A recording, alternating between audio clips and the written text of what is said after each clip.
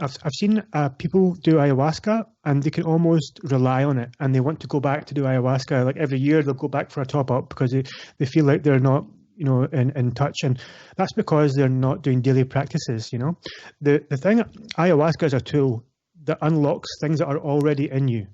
So essentially you are the medicine, not ayahuasca. Ayahuasca is just pointing you and giving you the tools to unlock your own medicine. So, I mean, essentially all I did was drink a cup and then come back home and go through what I went through and come back home. All the changes that I felt and made, I made them myself. Collective Insights is a voyage through topics and technologies revolutionizing human well-being.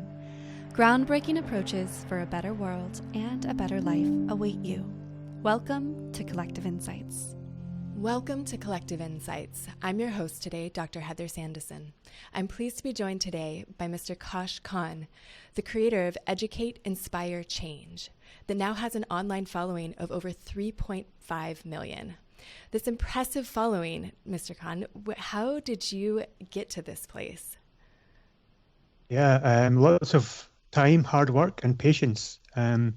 Educate, Inspire, Change was born around 8 years ago, so it didn't happen overnight. And my original, when I first started Educate, Inspire, Change, there was no long-term intention or goal. I just created it because I felt like I wanted to share something with the world. And then it ultimately grew arms and legs of its own, And then within the space of a year to 2 years, I realized that I had kind of tapped into something. I'd unlocked my calling or my purpose, and I felt really passionate about the truth and uncovering the truth and sharing these messages of truth with the world. And then 2 years after starting the Facebook page, basically that's all it was in the beginning, was a Facebook page.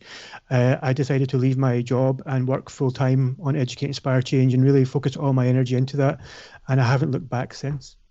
So these three words, educate, inspire, change, where did you come up with those? Is it, and part of me wanted to say inspire change, put the two of them together.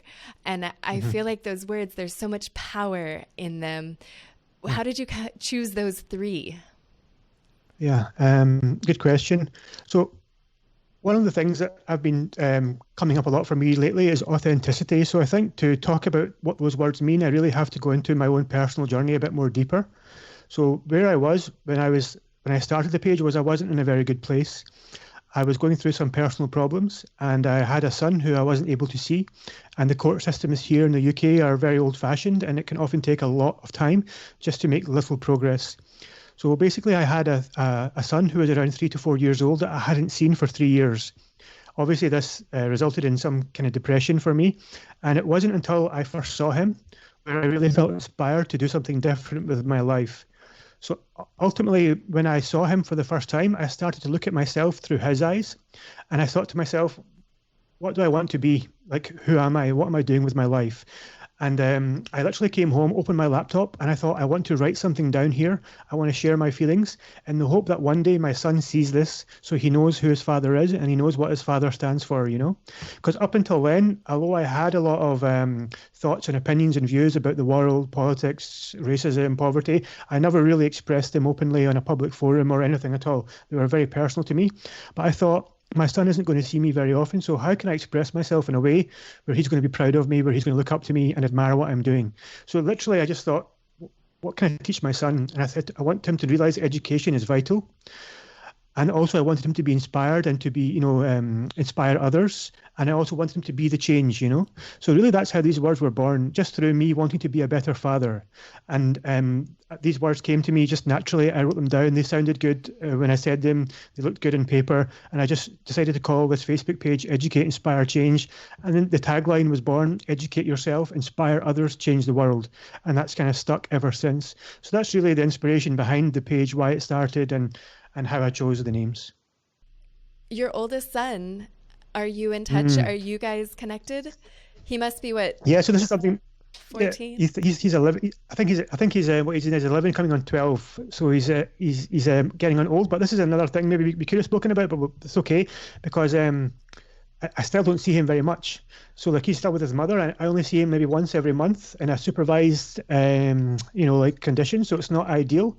But one of the things that I was doing was I was being a victim. So even although I couldn't see him, it's very hard to not feel attached to him, and to not be a victim and not feel angry or not feel sadness.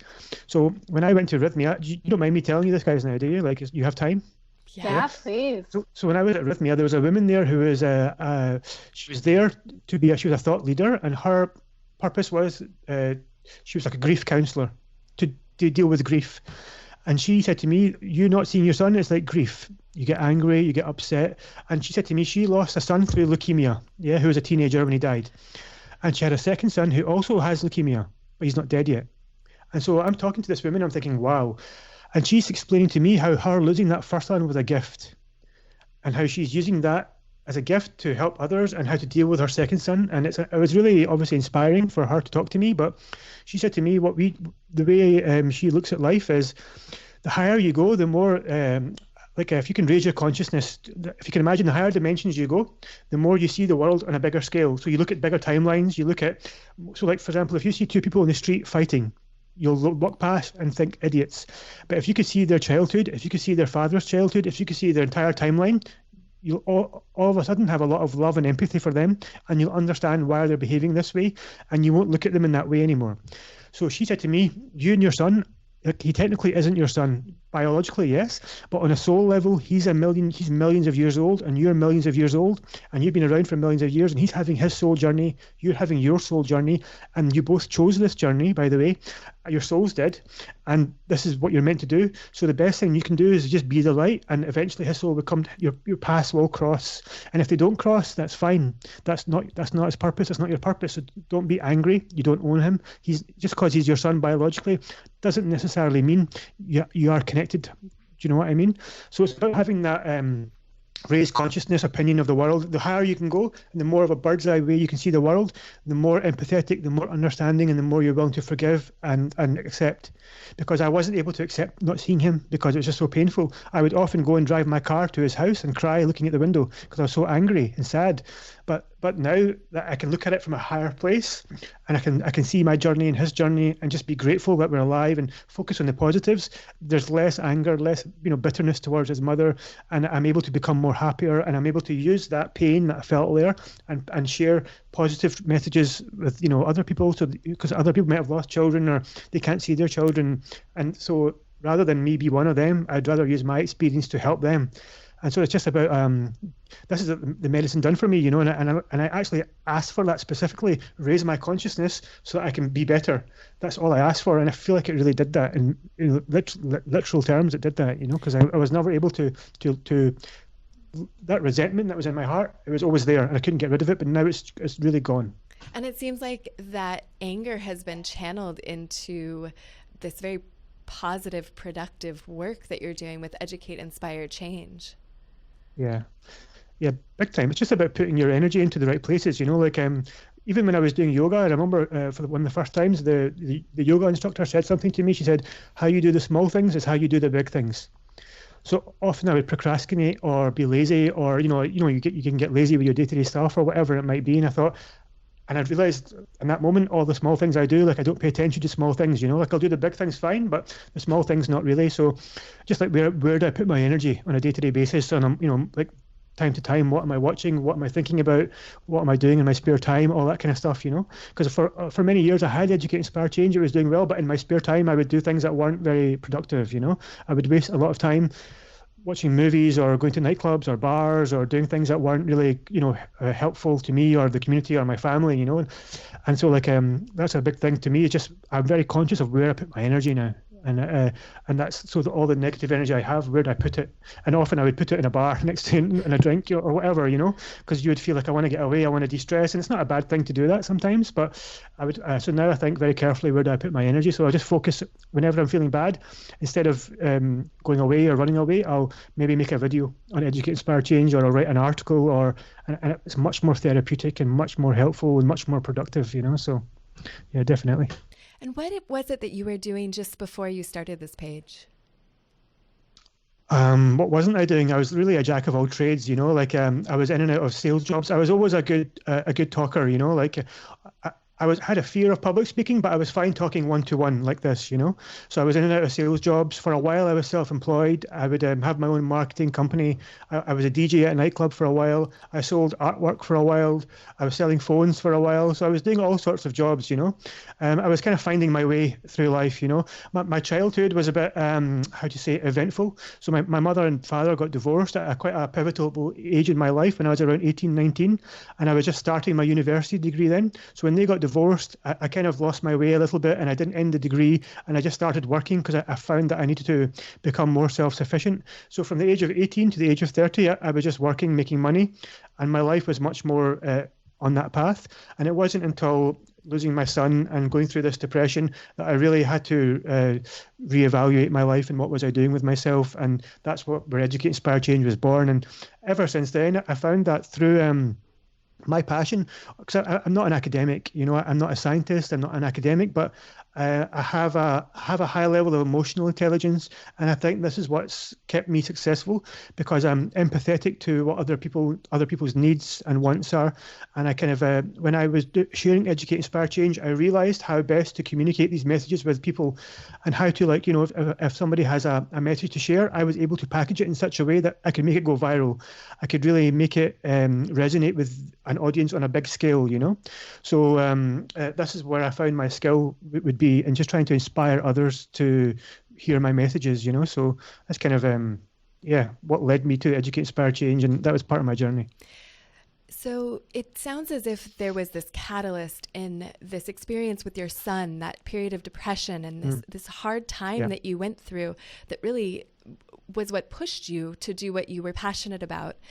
There are other catalysts that you've come across in the form of plant medicines. And certainly my patients, clinically, when I see people who feel kind of stuck in their life situation, whether it's a relationship or a job, or even a physical sort of a pain, when we can be stuck, oftentimes a catalyst is very helpful to push up over the edge and towards healing. What has the role of plant medicine been like in your journey? It's been absolutely essential. I would almost argue there was a version of me before plant medicine, and there's now a version of me after plant medicine. It's really a defining moment in my life, you know, was doing plant medicine and experiencing that for the first time. So I did plant medicine for the first time a little over 2 years ago, and it completely blew me away, and it just changed my entire direction, I suppose, you know. Like it really it connected me to my soul in such a way where I had to reevaluate everything, and especially with Educate, Inspire, Change. So for many years with Educate, Inspire, Change, I would often share content about what's happening around the world affairs, politics, health, the education system, and often I would talk about what's wrong with the system and what's wrong with the world, you know. And when I did plant medicine, I realized that, you know, in line with what quantum physics says, we're all energy. So what you put out is what you get back. This is just science, you know. So I realized that when I'm putting out all this negative energy, all this fear, I'm contributing to that energy, and I didn't want to any longer contribute to that. So I thought I want to focus much more on solutions than I do on problems, you know. I want to talk much more about how you can be the change you want to change, how you can be the change you want to see in the world, how you can heal yourself through plant medicine, through yoga, through meditation, through nutrition, diet, exercise, all these different ways. Because I realized that after 6 years of talking about war in Iraq or war in Palestine or the American education system, I realized that people were feeling disempowered. You know, people would say, it's great that you're talking about all these things, but what can we do to change? And often they could do nothing to change it, because it's very, very hard to change these systems. You can protest, you can create like petitions, you can try to get new laws put in place, but these take very, very long time. But what you can do straight away is you can heal yourself and you can fix yourself. And what I find is when you start to change your diet, become happier, healthier, the world around you automatically changes very quickly. And if enough people can do this, I feel that then the world will shift at a much faster rate. And we're almost seeing that just now due to this pandemic and due to all these major events going on.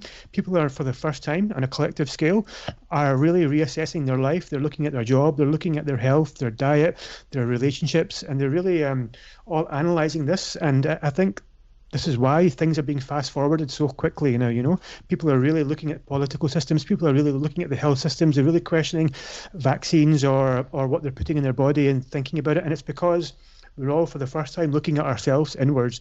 We all have time to really sit at home, sit with our family and think about what are we doing with our life. And we're prioritizing things in a different way. And this is kind of what plant medicine woke up in me, was this newfound passion for healing and self-healing. And what role did plant medicines play for you, particularly as an entrepreneur? Yes. So when I did ayahuasca for the first time, it was much more about healing my own wounds, my own childhood trauma, and possibly even ancestral trauma. So this was the first 4 journeys I did, and it completely blew me away. It made me a kinder person. It made me a more empathetic person. My temper was completely gone. I was able to forgive much more easily and mend broken relationships. So this was my first journey, but when I returned to do ayahuasca for the second time, which is around 3 months after my first journey, I changed my intentions a little. And I focused my intentions much more on me finding my purpose and me focusing on what my calling is. And also, believe it or not, I used to have a really big fear of communication, like public speaking. So I had Educate, Inspire, Change for 6 years at this point, but I very rarely made a video or spoke publicly or did a Facebook Live. I would often let other people use my platform and share their voice, and I would always hide behind the computer. So plant medicine gave me that confidence and that renewed feeling of self-love, where I felt that it doesn't matter what other people think, it only matters how I feel. And if my message is so important, then I'm going to speak, and I'm going to speak with confidence and clarity. And it doesn't matter if I speak too fast or my accent's Scottish, people are just going to have to adapt, and hopefully I will learn with time, because it's still obviously in the back of my mind, but like it no longer matters. I focus much more now on the message, and I feel so passionate about my message where it overrides everything. So plant medicine gave me such profound experiences like this. I can focus on one night in particular where my intention was, I was talking to the medicine. This medicine, as you may or may not know, has a spirit. It's a consciousness. And so you feel like you're in direct communication with this spirit. So I'm asking this spirit to raise my consciousness so that I can better communicate my message with the world. This is my intention. And I keep feeling like I'm transcending, I'm going higher. But every time I get to a certain stage, I need to purge. It says to me, you're not ready yet. You need to get rid of something. So I would have to puke in this bucket. And literally this happened over the course of 2 or 3 hours, maybe 5 or 6 times. I was just continuously purging. And then when I finally felt that I was ready to really transcend and get to this level of higher consciousness, I was asking to see God. I was asking just to, understand life. And when I looked up, I basically saw a giant head in space, and it was me looking back at myself. It was really surreal, but I saw myself, and it was really surreal experience. But like I was in awe of the head I was seeing, and it was such a powerful emotion that the next thing I remember was I was being carried out of the room by four people, 4 helpers and a shaman. They were literally carrying me out of the temple, and they were fanning me with air and spitting water on me and trying to get me to recover, because whatever I was experiencing, although it was so beautiful, my body must have been reacting in a really crazy way. And it was after that night that something unlocked in me. I felt like when I looked at myself in such a beautiful way, I thought, how can I ever say no to this person? How can I ever not overcome any obstacle? How can I ever be too embarrassed or be too shy or be too fearful? I need to take risks in life, and I need to really satisfy that potential, because I saw my higher self, and the rest of my life needs to be, how can I stay connected to that higher self, and how can I do him justice? Do you know what I mean? So that's kind of what gave me that renewed sense of self-belief and purpose with Educate, Inspire, Change. And within a matter of weeks, I created my podcast. Within a matter of months, I started filming documentaries. I started having cameras follow me everywhere. I started making videos for Educate, Inspire, Change, and really connecting with my audience on a much more personal level. So instead of sharing articles about wars or famine, I was now talking about plant medicine. I'm now talking about yoga and being the best version of yourself, and obviously overcoming fear, overcoming depression, overcoming obstacles, because I've had a fair amount of obstacles in my life, stemming from childhood, having levels of abuse in my family that weren't healthy, and being born into a dogmatic family. My family were strict Muslim as well. So having to overcome this dogma, having to encounter a lot of friction in my childhood. For example, when I was a young man, I wasn't allowed to have female relations, So can you imagine a young man being raised in a Western country and not allowed to have a girlfriend? The kind of issues that would bring up in life, and having to overcome them, and having to deal with that friction, and then having to understand how to deal with female relationships. So this is all stuff I've worked on during plant medicine, and I really feel honored and grateful to have been allowed or found plant medicine. And I feel like Educate, Inspire, Change was just part of the journey. My entire life led me to where I am today, And an interesting thing that a shaman told me is, he said, you chose this path. He said, your soul is much older than you. You're just a human body having an experience just now, Your soul is much older and wiser than you, and you chose this journey. You chose to have this family. You chose to have these relationships, and you chose to go on this path. And now where you are, this is exactly, you just have to accept that you chose it, and let go of any resentment, let go of any thoughts about the past, any anger or bitterness, and just focus on it's all love. It's all part of the journey. It's all part of the lesson. So this is another profound lesson that the medicine just taught me, is it's just to kind of go with the flow, and just kind of like be, like Bruce Lee said, be water, just kind of go with it, whatever comes, good or bad. If you can go with it, then you'll find that you'll enjoy life much more, and hopefully learn from it, instead of spend time being angry or upset about things. Educate, Inspire, Change. It's almost a command, or certainly a direction or an invitation to those who follow you, to the 3.5 million followers that you have.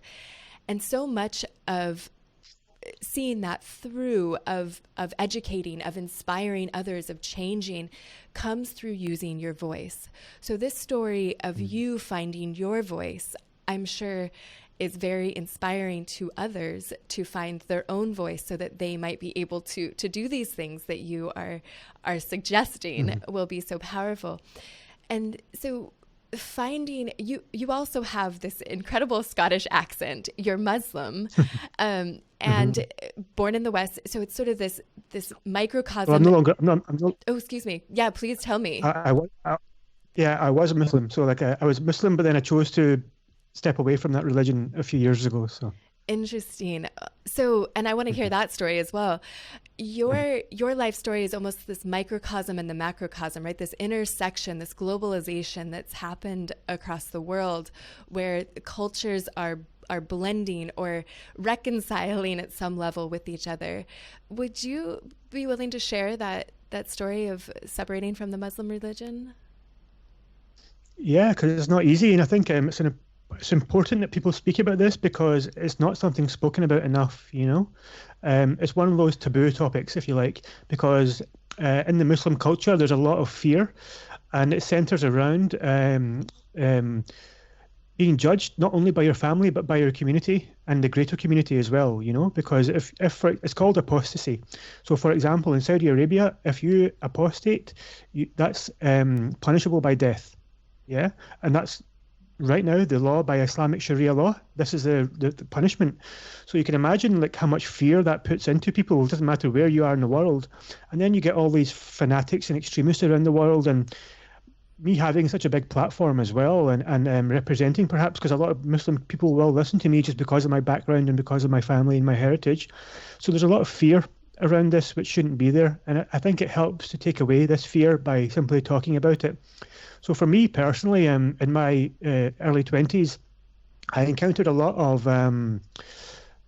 how would you say, not so much aggression, but a lot of judgment from my own family, from my friends, and from the community for talking openly about my beliefs, and how I would always question my religion and question things that didn't accept all people. So, like, for example, in the religion of Islam, my mom was a great human, and she's a Muslim, and she represents religion really well.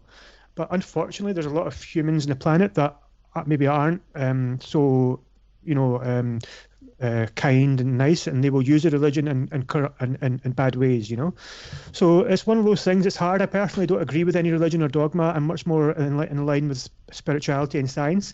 And I also feel like as people become more spiritual and more scientific, the two are becoming almost like one now, because people are now understanding quantum physics and consciousness and these things that we know nothing about, Even scientists will openly admit we know nothing about consciousness. We know nothing about really the power of meditation or yoga or whatever, but there's some something there, And spirituality has always said this. Spirituality has always said if we can meditate, if we can be still, if we can do yoga, and if we can put our body and our mind and our spirit in alignment, then we can achieve all this oneness. And science is almost coming in alignment with spirituality now. But that's another topic. We can touch on that as well. I want to go back to your question on Islam, So for me, I encountered a lot of, like I said, judgment. And I think the only way I could overcome that was, it took me a long time. So maybe 5 to 10 years later, when I'm 30 years old and I've created Educate, Inspire, Change, and I've got a family and I'm happy, only now are people coming around to thinking maybe he's onto something. But it takes me to almost be the change I want to see, So in the beginning, there was judgment, and it was always going to be there, and I could never change it. You're almost never going to change anyone's ingrained values that have been inbred through generations and generations. If you leave a religion, you leave a religion, and they're always going to put that black mark against you. But now what I've done is, I'm now 37. I've got a beautiful family. I've got 2 beautiful children. I've got a healthy relationship. I've got a great business, and I'm happy. So now people are looking at me, even my own family, who once judged me. They're now thinking, hang on a second, maybe there's more than one route to God. Maybe there's more than one route to happiness. Maybe he's onto something. And so it's a great honor to have been able to change people's minds just by living my life and by being the light, And it's been really hard because obviously my mom and father are being the biggest pieces of my life that didn't accept me for many years, but now they've accepted me with open arms. They accept my children, they accept my partner, they accept everything I do, and it's beautiful, but it's just taken time to get there. And I think, this generation that I'm in is, I was born here in 1982, so I feel like it was only this kind of friction will last for a generation or two, and then it'll become easier. So I'm kind of paving the way for my children, for their children to have easier lives, because right now is a very transitional period. Even in America, everyone's just first or second or third generation. So we're all still very connected to our roots in Pakistan or India or Saudi Arabia, wherever we're from. And often that can come along with these strict dogmatic kind of rules and laws. So it's just a case of breaking them down. I mean, only in America, black people couldn't vote or sit in buses at the front seat. Not that long ago, women couldn't vote, and it's taken 50 to 100 years to break down those discriminatory habits. And the same is with Islam and Judaism and strict religions. There's still a lot of dogma around it, but I think it's up to people like me and people my age and my generation just to break down those walls, if you like, and just not be scared. And it's a scary thing, but I think if we can just face our fears, and that's the key. Change is challenging and uncomfortable. My understanding is that your mom has embraced what you do in a very profound way and is going to be the subject of an upcoming documentary that you're creating. Would you tell us a little bit more about that? Sure. So when I was doing ayahuasca, I felt like I had this platform, Educate, Inspire, Change, with so many followers.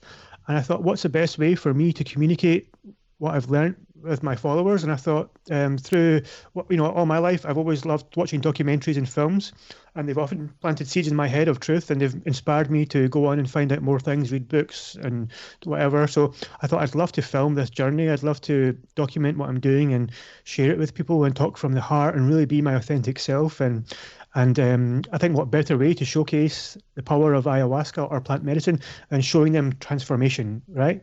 So that's the best way you can show it. So I thought I need to create this documentary, and really the documentary is it just started me phoning a friend and saying, bring a camera and film. And then it kind of, we learned as we went, really. I'd never made a film before in my life. I'd never done documentaries, so I didn't really know what I was doing. But it's almost like I'm following the guidance of the plants. I'm always asking the plants to guide me. I'm always asking spirit to guide me. I'm always just kind of stay in touch with nature and my true self and following my intuition, And what happened was I went to a retreat in Costa Rica called Rhythmia. I took the cameraman, and basically me and the cameraman did ayahuasca together. So we didn't get much filming done because we were too busy being thrown around the room by ayahuasca and then having to integrate everything we'd learned. We didn't really appreciate what we'd done. We needed to plan and prepare much more. So I then returned a second time, this time with the idea to really prepare, plan, make sure we're filming, make sure we're interviewing and doing everything we need to do to create a film, So there's a documentary called Awakening the Soul, which is a standalone documentary. And that's it's been a year in the making, and it's almost ready to be released. So it's in its final stages, and I'm really excited to be able to release that. It's a real deep dive into the origins of ayahuasca. It's interviewing shamans, interviewing people who have been through the journeys in ayahuasca, their own transformation, talking to doctors as well about the science behind ayahuasca. And I'm really excited to be able to share that, because the goal of that documentary is to educate people about plant medicine and to hopefully take away some stigmas attached to it. Like people often call plant medicine drugs, and they are very fearful of it. And this is to try to take away that fear, to hopefully spread a bit more education on the topic, and to hopefully relax people and let them know that there are facilities and retreats available that are very comfortable. You don't always have to be in the jungle, riding about in the mud next to snakes. You can be in a nice maloka, nice temple, in a 5-star retreat as well, and do it in the safety around doctors and medical qualified people. So there's places where you can go that are safe, and I'm just trying to let people know that. And then I've got another documentary series which is called Pantera, which is Spanish for panther, and that's much more personal to me. So that's basically following me through my own journey doing medicine, and me every night talking about what I experienced and my own transformation. And I went to 4 different retreats in 2019 and 2020, 3 ayahuasca retreats and 1 iboga retreat. So it's and each retreat, it wasn't planned. It was just me following my path, following my heart. I'll give you an example. So one time when I'm doing ayahuasca, the girl next to me, who I had a good connection with, woke up and said to me, "You need to do iboga." And I was like, "Why are you?" And she goes, "Ayahuasca told me to tell you." So that registered in my mind. And then lo and behold, about a month later, some guy from Costa Rica emails me out of the blue saying, "I run an iboga retreat, and I've seen what you're doing at Rhythmia. I'd love to invite you to do iboga." So I'm like, this is just crazy. The universe is just working to make me do iboga. So I went to this retreat. I had a really profound experience there, and I documented it all. And what we decided, that instead of having one documentary, this is going to be a documentary series. So we've got episode 1, which is following me and actually my girlfriend at the time through an ayahuasca retreat. Episode 2 will be following me through an iboga retreat, and then so on and so forth. So far we've filmed 4 episodes, and the next episode that we're planning to film is going to be me taking my mum, which is a really big thing, because my mum is in her 60s. She's a strict, devout Muslim who prays 5 times a day. And it's really powerful, because when I was doing ayahuasca, I understood that the abuse that I had experienced as a child stemmed from the abuse my parents had felt as children as well. And so for me to be able to heal my own mother and heal her in ayahuasca, and to reconnect to her on that level, is a really beautiful thing for me. And I often get teary-eyed just talking or thinking about it, because it's a really emotional thought, visioning her on ayahuasca and being able to bond with her on a level. Because one of the issues I've had with my mother is a lack of connection between mother and son. There's been not much affection between us, and that stems from childhood and trauma and everything. So I've really been craving this in especially the last 2-3 years, to really build this connection. And I feel like plant medicine will be a great tool to help her overcome some of her childhood trauma, so that she can connect with her own children better. And it was really beautiful, something that she said the other day, because I've had a lot of, if you like, anxiety, but I'm more scared for her than she is, because I know what she's about to go through. But she keeps reminding me not to worry, and she keeps telling me that she has this already really close connection to God. And because she's a strict Muslim, she goes, "I'm already in touch with spirit." She goes, "The only reason I'm going to do ayahuasca is I want to thank this plant for giving me back my son." And I thought, wow, it's so powerful and beautiful. But she's totally not scared. She's got zero fear. She's got when I think about it, her praying 5 times a day is her meditating 5 times a day. So if you can imagine having that connection every day of your life, I maybe underestimate her in that point of view, And she's probably more prepared to do ayahuasca than I ever will be, because she's been praying every day for years, So I'm really looking forward to just seeing her transformation, seeing her go there, and seeing her embrace this new experience. And she also has beautiful grandchildren now. And one of my other things that I want to do is I'm planning on moving to Costa Rica with my family, and I want to take my mum with me. And so I'm hoping that her doing this journey will just open her up to taking more risks, and to hopefully moving out with me and my kids to Costa Rica. So this is another thing with plant medicine, it puts you in touch with nature.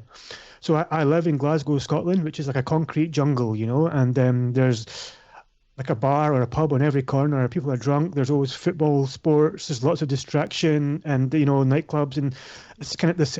Scotland is a big drinking culture. And this is kind of like your daily social weekend, as everyone wants to invite you out for drinks. So in my head, like, I thought the best thing for me to do for my children and for my future is to change my environment and put me somewhere much more in line with nature. I'd love to go out and just be at the beach every day and just sit and next to a tree and just relax with my children in the sun. So this is one of the things that plant medicine kind of made me feel like I needed to reconnect to nature, and because we are nature essentially. And that's another thing. There's a lot of science behind reconnecting to nature and the benefits that this has on a mental and a physical level. Just grounding, putting your feet in the grass or in the sand, and being around animals, being around trees, and sitting in silence in nature can be very, very therapeutic, and it's cheaper than therapy as well. So this is another thing that I'd like to get across to your listeners, is that if you're struggling with anything, and if you're maybe because a lot of people find it hard to practice mindfulness. I'm one of them. Like, I often find it hard to find motivation to take the time to meditate. Like, I have kids screaming in the house all the time. There's always music or TV on, so it can be quite hard and a challenge to find time to relax. But it's not so hard to go out for a walk. It's not so hard to go and sit in a park and on a bench and be quiet for a while. So that's a great way to really center yourself, and a great way to just to realign yourself. And if you're maybe, especially during this time of the pandemic, there's a lot of pressures.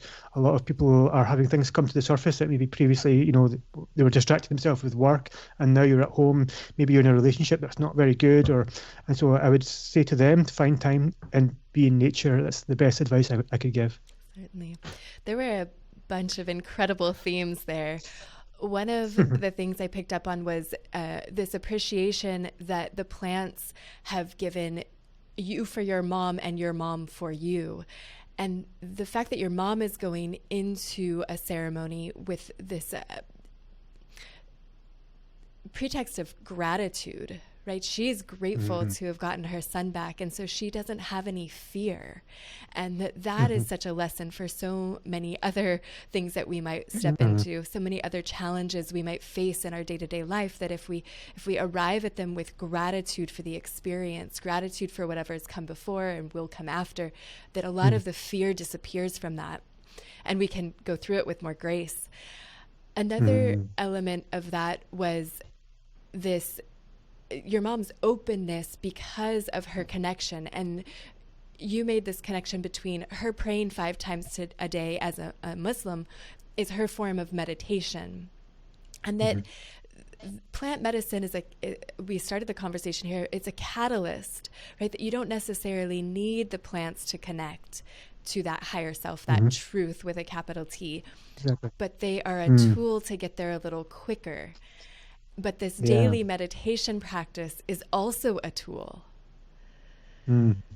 That's a very profound thing you just said, because I've seen people do ayahuasca, and they can almost rely on it, and they want to go back to do ayahuasca. Like, every year they'll go back for a top up because they feel like they're not in touch, and that's because they're not doing daily practices.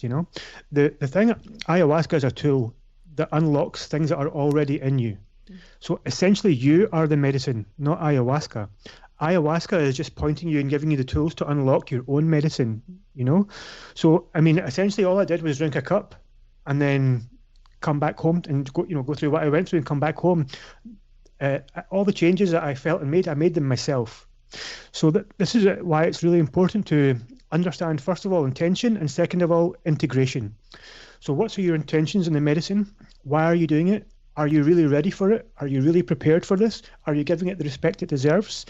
And having this clear, focused mind and going in, like you said, with gratitude, not with fear, with a real sense of purpose, wanting to heal. You need to really want to heal for it to heal you. If you're going in with fear and you're really not confident, you're going to have a really hard time, and it might not give you all the benefits. So I think, like you said, going in with gratitude is a great one, just to be grateful to be there. And then coming out of it is, again, showing the plant the most respect by integrating everything it's taught you.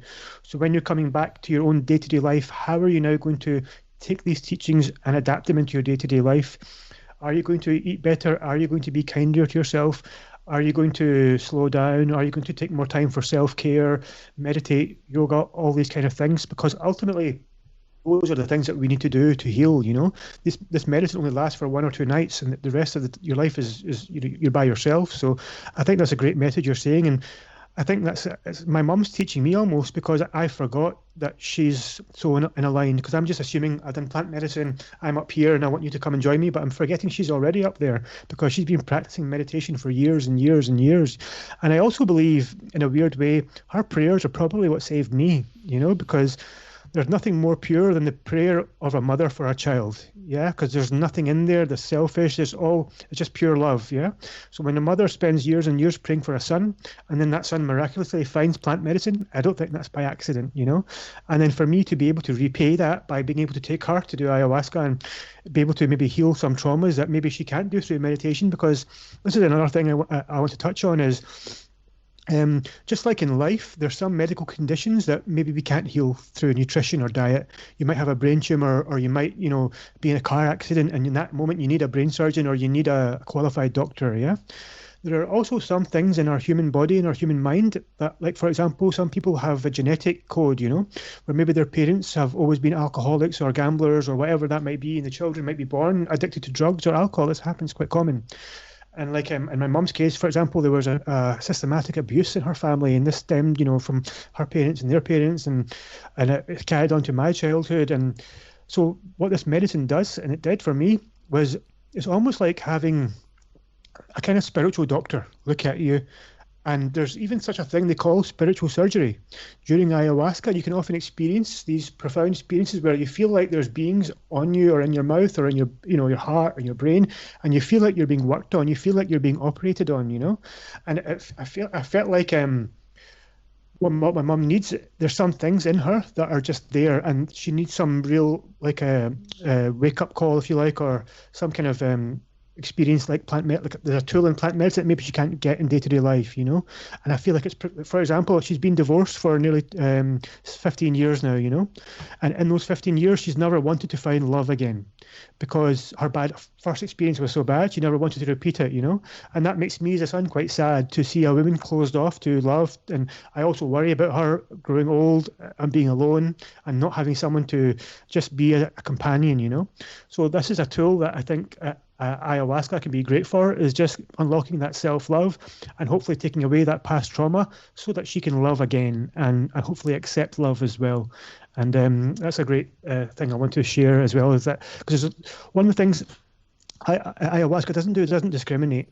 A lot of people assume you need to be an addict or have suffered abuse or whatever, but even a woman in a loveless marriage for 20 years, that can be a really, really sad, lonely place to be. And people, maybe they're often the silent victims. They often go unheard, because you don't hear about them or see them on TV or written about in newspapers or whatever. So people like my mum, who was in a loveless marriage for so long and suffered some form of mental abuse during that marriage, these people need help just as much as a heroin addict or a victim of rape or whatever it might be, So I think it's important that women out there who maybe listening to this understand that this medicine is for everybody. It's not just for addicts or extreme abuse victims. It's for everyone. Even lonely hearts can be just as painful as any other form of pain. So yeah, we all have our traumas. Some are more dramatic than others, but healing from them and this ability to expand our compassion and love and gratitude.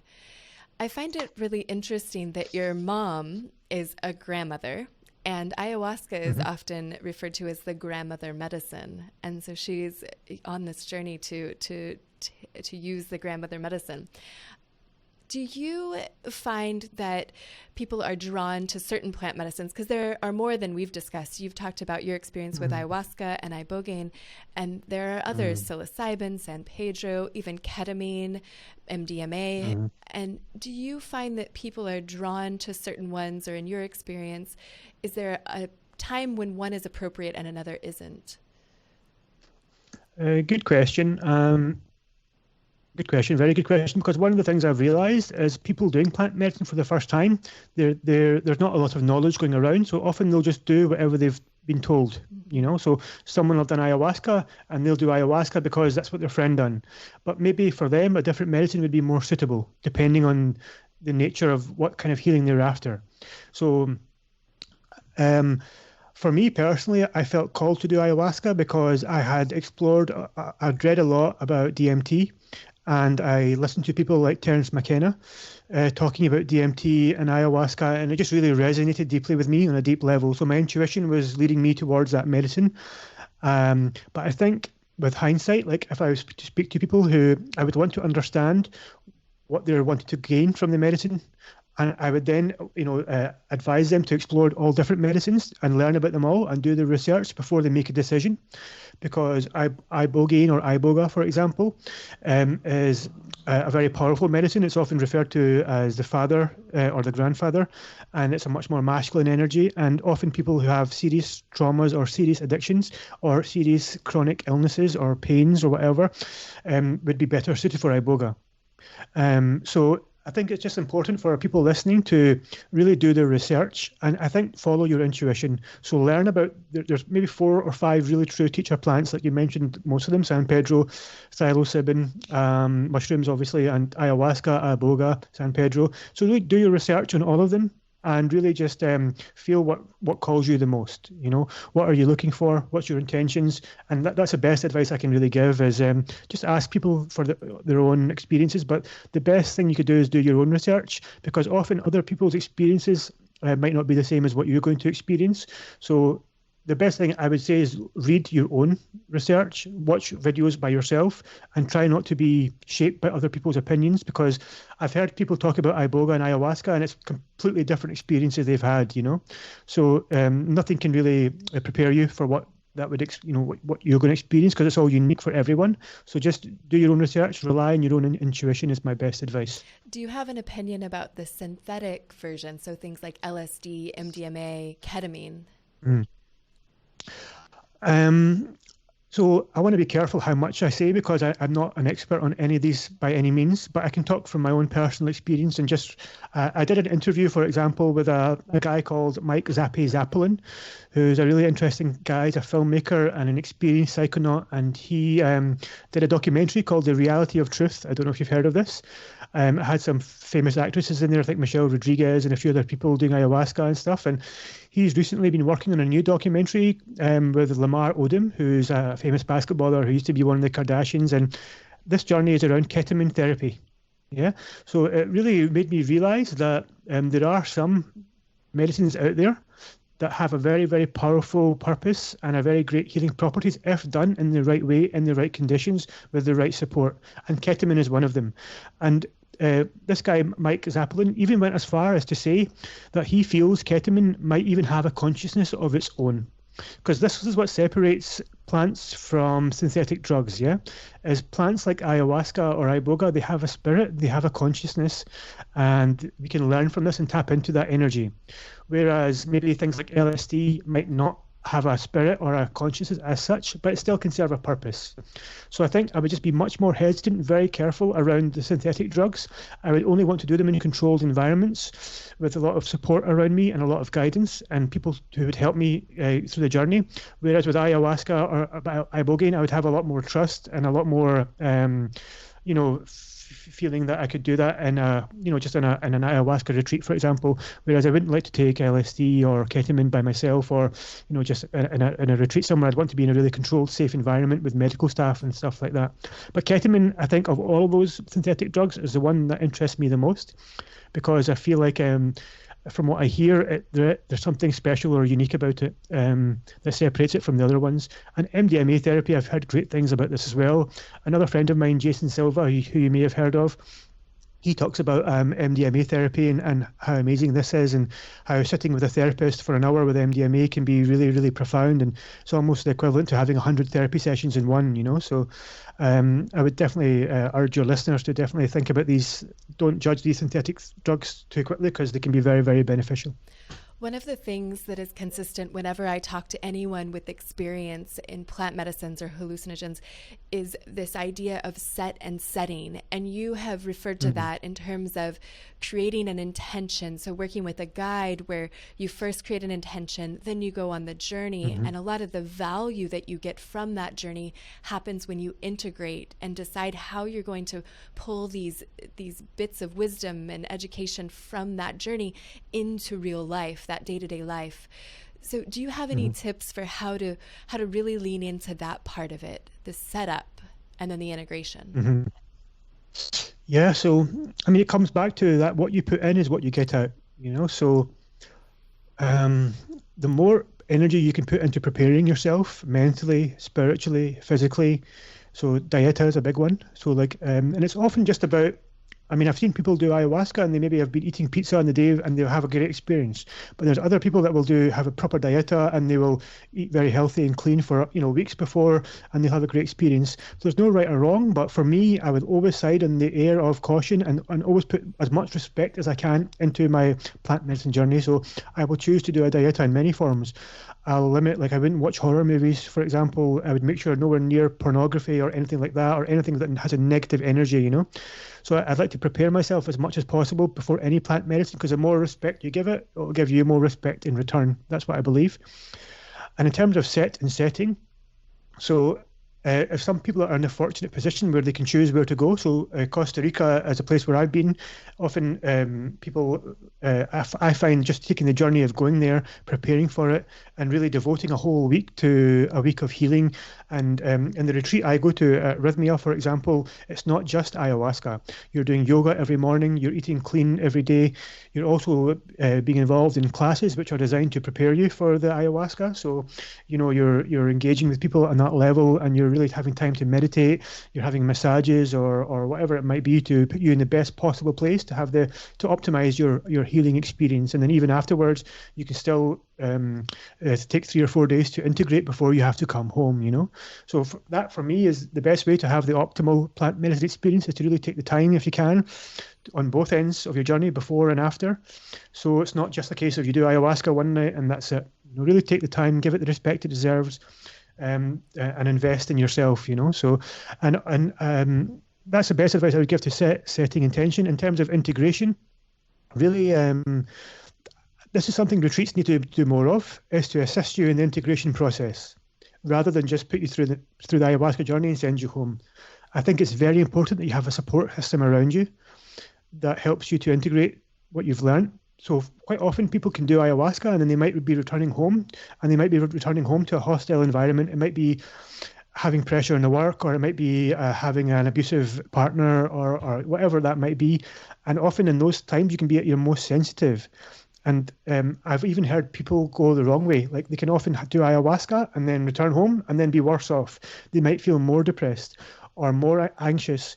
And this can be because they haven't taken time to protect their environment and protect their space and protect their spirit, So I would just remind people to err with caution. There is a dark side to these medicines, and you need to do what you can to protect yourself, protect your energy, protect your spirit, and I would say people just to err with caution and do what you can to integrate yourself in the best way. And that can often mean making sure when you return home that you're in a good environment, that people understand what you've been through and take the time to listen to you, and just be careful, So that's what advice I would give. I hope that answers your question. Yeah. So the future of Educate, Inspire, Change, you alluded to the fact that it might be coming from Costa Rica. What else do you see in the future of your professional journey? Yeah, so again, I've been having a lot of deep insights on this in the last few months. Facebook and the online world is changing constantly, and we constantly have to evolve with it. And it's becoming much more difficult for independent media organizations like mine to exist and to work and to grow. And so this has almost happened at the same time as me doing plant medicine, where I've had to pivot and I've had to innovate and change my business model. So instead of relying on high levels of traffic, on videos going viral and making money from ad revenue, I'm having to really become much more engaged with my audience, which is great timing because it's working well with me, my plant medicine journey, and obviously creating the podcast, doing the documentaries, and also on a personal level, I want to become more, how would you say, I feel like I'm becoming slowly more qualified to talk to people on a level where I feel like I trust what I'm saying is going to benefit them, you know. So perhaps 6 months ago or a year ago, I would be very hesitant to give advice on how to do ayahuasca. I would just direct them to somebody who's a specialist at retreat, or I would direct them to a medical doctor or whatever it might be. But now I feel like I can talk with a bit more confidence around, just through personal experience, around how to prepare for ayahuasca, how to prepare for plant medicine, how to integrate, how to manage your own day-to-day life, daily practices, even how to, grow your own business and how to function in a life that's can have a lot of pressure, and also have a spiritual practice as well. Because I've had to do the both for the last 2 years, and I've encountered a lot of obstacles, but through personal experience, I think I can now share that. So moving forward, I would like to be more proactive in giving support and advice, and support, whether it's life coaching or anything along those lines, or plant medicine integrator offering support. And when I go to Costa Rica, I'm going to be working closely with a retreat out there. And one of my roles is just to be in service. I want to volunteer during ceremonies. So I want to become accustomed with working with people, helping them to navigate through journeys, helping them to integrate better, being there to support them and all that kind of stuff. And I also feel like during plant medicine journey, there's roles for therapists. So one shaman that I spoke to was in January 2020, and I did ayahuasca. This shaman, she's really special, and she was almost like a therapist in her own right as well. She was really able to look at you, to focus on you, and to understand why you're doing what you're doing, and look at your behaviors and make conclusions as to why are you behaving in this way, and then to give you some awareness and guidance as to what I think you should do in your ayahuasca ceremony. So I'll give you an example, if that's okay. As she noticed that during my ayahuasca ceremonies, often I would let the music overwhelm me, and I would get up and I would dance and I would move, which is great, and it's a form of expression and it's a form of purging as well. Maybe I didn't feel free as a child, whatever. But she also said to me that you are distracting yourself. And she then made me realize that this is what I've done ever since I was a child. So as a child, whenever my mother and father were arguing, I would often get lost in my own world, play with my toys and do things to distract myself. And then this, obviously, as a child, manifested in different ways, where I would just always distract my mind, I would never sit in silence. I would never sit and feel my fears or feel my feelings. I would never sit and cry, for example. I would always choose to distract myself rather than feel my feelings. And I was doing this during ayahuasca experiences, but I wouldn't be aware of this had this shaman not given me that awareness. So it's about having an added awareness. So I would love my role to help people just become more aware of things during medicine, after medicine, and just to help them to get more awareness on the situation. Why are they behaving the way they are? So I see my role in this way. And also, I've always been told since I was young, for some reason, I don't know why, that I've got very nice hands and that I've got artistic hands. And whenever I do ayahuasca, I always move my hands really weirdly, almost like I don't know if you've experienced this, but the ayahuasca, it's like the energy of a serpent moves through you, and so they call it the snake dance. So you can often move with your hands through the air and waving, and it's almost like it's not me, it's moving through me. So I feel like there's something in my hands, whether it's Reiki, whether it's healing, whatever it might be, art or drawing or writing. I'm not sure yet, but I feel like there's something there that I'm being told to do, and so I'm trying to tap into this. So moving forward, I want to just be more artistic, use my body more, dance more, use my hands more, be more in service, and really focus on myself. So instead of Educate, Inspire, Change being a brand, I'm almost joining Educate, Inspire, Change with Kash Khan. So it's almost like I'm merging the two together and becoming more stepping into my own power and having the confidence to do that, So because obviously I love my brand, Educate, Inspire, Change, but it's about having the confidence of merging it with Kash Khan and feeling good about that. So that's pretty much the path I'm on, and being more involved with filmmaking. And obviously my podcast is just at the very early stages. I've only done 15 episodes so far, and I realize it's a grind. You really have to work hard at podcasting. You have to be really consistent. So I'm committing to myself to do an episode every week, and being at Costa Rica, it'll be a perfect place to do that because I'll be working at a retreat. There'll be fantastic people coming in and out of that retreat every week where I can interview them and become more engaged and get more comfortable talking, interviewing, and all that kind of stuff. So just honing my skills, healing, communication, talking, all that stuff. And that's really where I see myself going. And obviously I have a beautiful young family as well. So just becoming a more present father, a more present partner, and hopefully being able to include them in my healing journey with me and seeing where that leads. I'm so intrigued to see where things go next, what you do with your hands. Gosh, it's been an absolute pleasure having you today. You are educating, inspiring, and changing the world. And so it's been wonderful to hear how you're doing it, the nuts and bolts of what you do every day to make it happen. Thank you so much for joining us. Thank you so much. It's been a pleasure and been an honor. Thank you. This episode of Collective Insights was hosted by Dr. Heather Sandison and produced by Jacqueline Loera.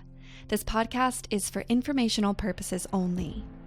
The podcast is not intended as a substitute for professional medical advice, diagnosis, or treatment. You should not use the information on the podcast for diagnosing or treating a health problem or disease, or prescribing any medication or other treatment. Always seek the advice of your physician or other qualified health provider before taking any medication or nutritional, herbal, or homeopathic supplement, and with any questions you may have regarding a medical condition. Never disregard professional medical advice or delay in seeking it because of something you have heard on this or any other podcast. Reliance on the podcast is solely at your own risk. Information provided on the podcast does not create a doctor-patient relationship between you and any of the health professionals affiliated with our podcast. Information and statements regarding dietary supplements have not been evaluated by the Food and Drug Administration and are not intended to diagnose, treat, cure, or prevent any disease.